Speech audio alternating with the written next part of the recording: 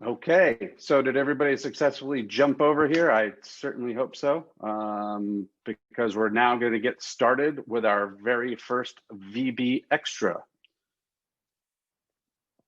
All right, so all of today's sessions, except our final speaker, are brought to you by our day one sponsors. I just want to mention that, the Aerospace Corporation, Blue Origin, and the Boeing Company. So in this first session, our speaker, Kara Cunzeman, lead futurist and strategic foresight excuse me, let me start that over. Kara Cunzeman leads futurist for strategic foresight for the Center of Space Policy and Strategy at the Aerospace Corporation. We'll talk about the wondrous possibilities of space. We'll start with a short video and then Kara will take it away. So let's play that video now.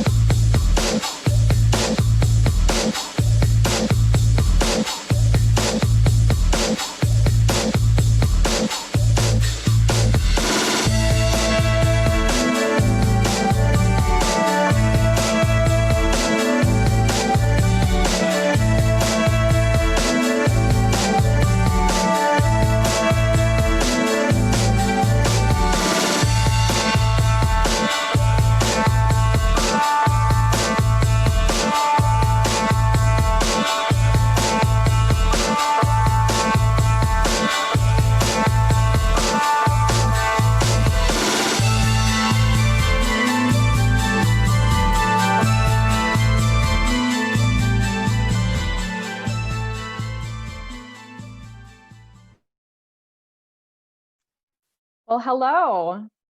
How's everyone doing? Hopefully that video woke you up this Monday morning. What a great day to be part of the space enterprise. And welcome to the Von Braun Symposium. What's up, fellow rocket scientists? How are you doing, entrepreneurs? Glad to have you with us, explorers. My name is Kara Cunzeman, and I am the lead futurist for the Center of Space Policy and Strategy at the Aerospace Corporation. So what exactly is a space futurist? Well, my team and I spend our days applying methodologies and strategic foresight to a variety of challenges for stakeholders across the enterprise, where we analyze future landscapes through multiple lenses. This includes activities like scanning the fringe for indicators of change, synthesizing that information into actionable insight, and working with decision makers to create meaningful change to uplift the space enterprise and build towards preferred futures. I am here today to talk about an exciting project my team and I completed recently. It's called The Pathfinder's Guide to the Space Enterprise, and it was created especially for you, the individual contributor to the space enterprise. If you could go to the next slide, please. This map to the future serves as a way to think about the possibilities across the enterprise and to ignite your mind to run wild with the ideas that could just help shape the future story of mankind in space. Over 70 subject matter experts and thought leaders helped in its creation. So think of me for these next few minutes as your tour guide through the potential and incredible adventures of humankind and its journey into the wonders of the final frontier. So fasten those seatbelts and let's dive in. Next slide, please. Very quickly, I just want to highlight what strategic foresight is and how it can provide value to the space enterprise as it looks towards its transformation in an incredible, fast-paced, complex environment. Strategic foresight is a set of tools and methods for systematically investigating possibilities of the future. Foresight practices can help us navigate the inevitable uncertainty that faces us. It's not about prediction, but rather about preparedness. It's about realistically managing the unknown, the uncertain, and taking those deep insights and transforming them to sound strategies and actions that allow organizations to stay ahead amidst the ongoing change. The diagram here is a set of basic principles called the FIA cycle, foresight to insight to action, and it is commonly used in the foresight community. Strategic foresight is a continuous and ongoing practice. As new intelligence emerges, we must adjust our thinking and ask new questions, which yield new insights and allow us to adapt strategies and actions. That last pillar on action is hard, but that's also where the magic happens. To do this requires intention, commitment, and dedication. It must be a process which lives inside the organization and is part of the cultural DNA. So why is this needed? We know to thrive in our changing world moving forward, we must be equipped to deliver agile adaptability. But it's possible that we could be tactically succeeding and strategically failing. There are critical windows of opportunity to help us shape and frame our future. If we aren't curiously considering our possibilities, then we are giving up the steering wheel by only employing reactionary approaches. Strategic foresight is the tool to help us go beyond the reactionary and help us proactively pave towards our preferred futures. Next slide, please. 13.8 billion years ago, a mysterious expanse gave rise to our universe. We don't know what came before it, or even have definitive proof for how it happened, but we do have a good idea of what happened after that momentous event. 4.2 billion years ago, life first appears on Earth. 240 million years ago, dinosaurs ruled the world. 65 million years ago, most of life was wiped out in a mass extinction event.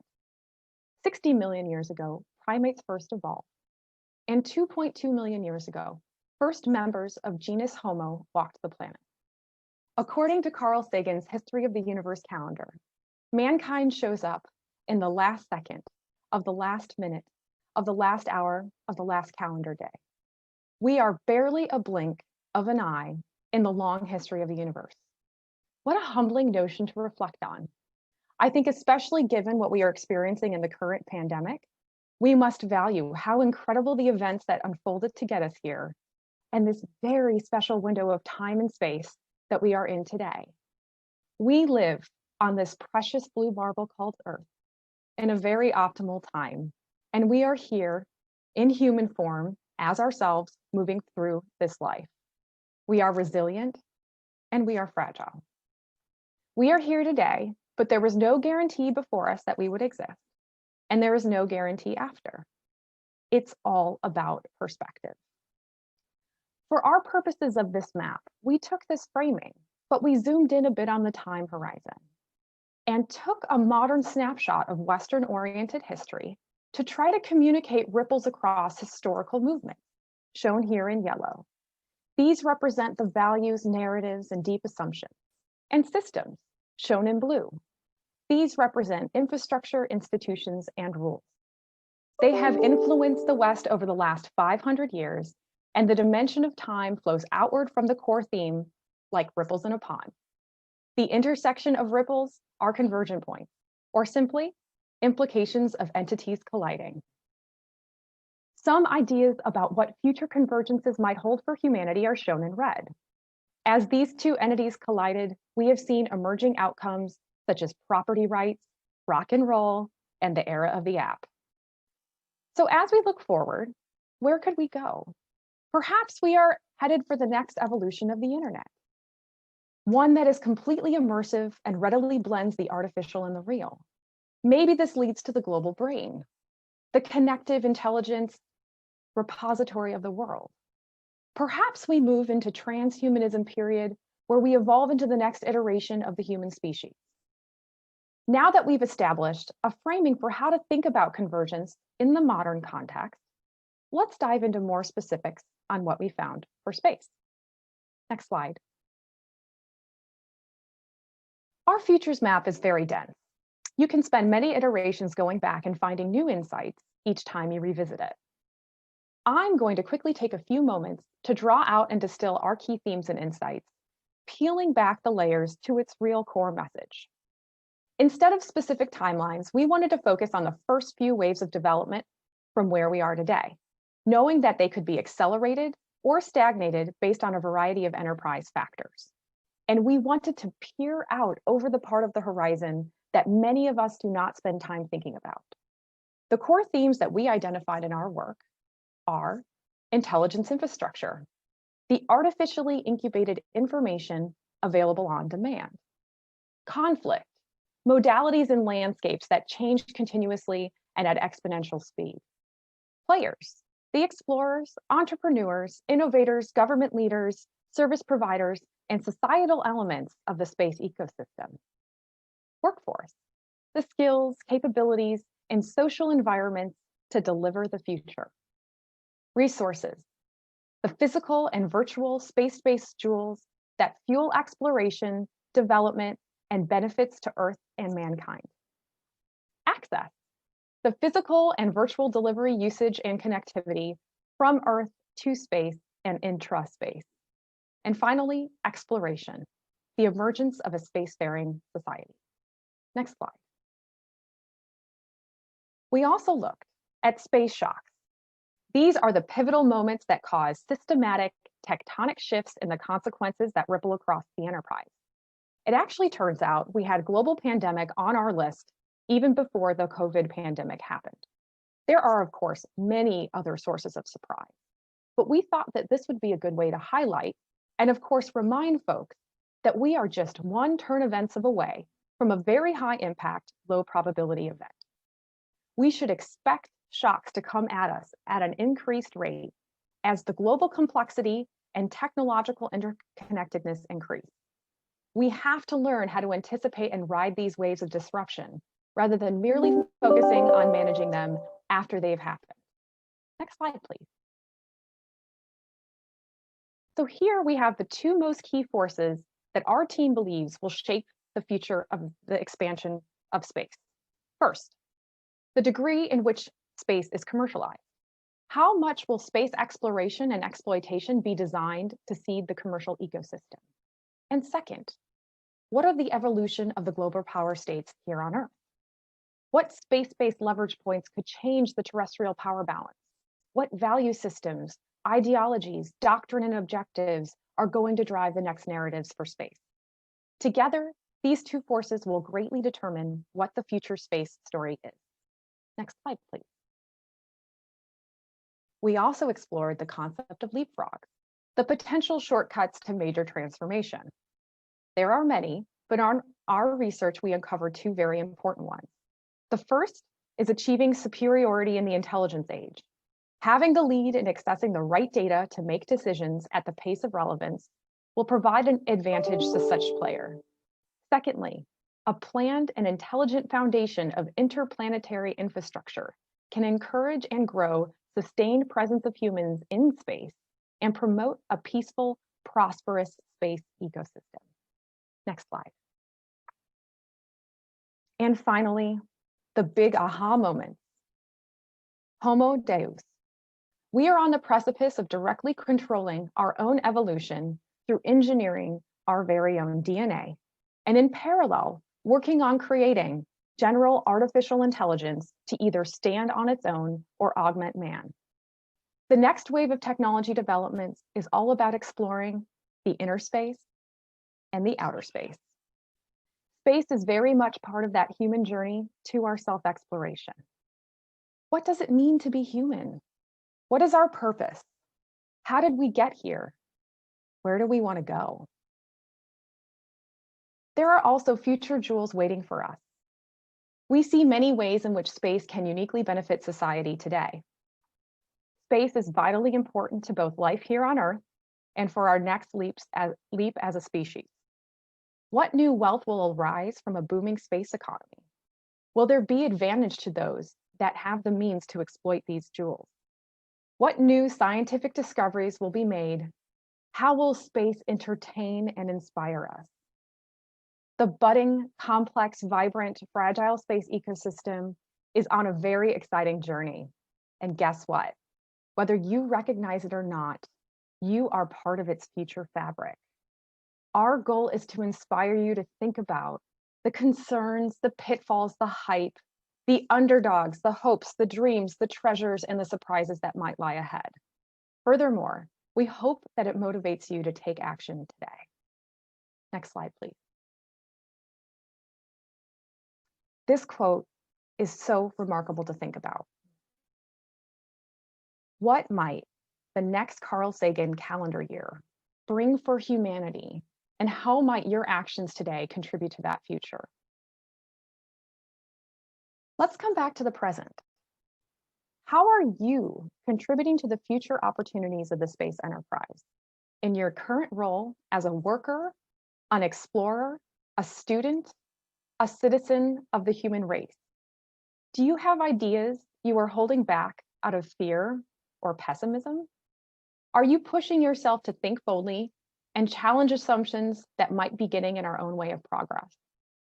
If you are in a place of authority, are you enabling this kind of thinking in your organization? And if you are not, are you carving out time for yourself and your people to think big and bold ideas anyways and push them upwards? We all play a part in our future. We all have a lot more ownership over our future than we think we have. These small actions and efforts can have huge payoff. So I have a challenge for each of you. Next week, carve out 1 hour to think big about how you and your organization can help bring even more value to the space enterprise. Bonus points if you come up with something good and take action on it. And even more bonus points if you make this a routine activity. We can do amazing things together, but it is all going to take that one initial small step by you, which can collectively yield one large step for mankind as it moves towards its remarkable story together. Thank you again for letting me be your guide to the future today. I do think we have a few minutes for questions, so please ask away. Kara, wow, what a great way to kick it off. Very, very cool. It really makes you think, which is great. Exactly your objective, isn't it? So, enabling thinking. I mean, that's exactly it, right? And it's not the vehicles, not the hardware, it's the people all behind it that's critical to this whole enterprise. So, it's tremendously thought-provoking, and we thank you for it. We don't have any questions yet posted in the Q&A tool. So if people do, please do that right now. But I'll ask my favorite question to people. So what's keeping you up at night? What's the thing that, geez, you sit up and say, oh, wow, well, what about this? What is it? Well, I mean, other than I'm a new mom, so I'm up anyways, right? I have a toddler. I definitely would say the kind of in some of the themes that I had mentioned in my talk about just as things are moving quicker, as we have more of a technology focus as a society, we don't have time to think, and we don't value the process of dreaming. But if you don't dream, you can't get there.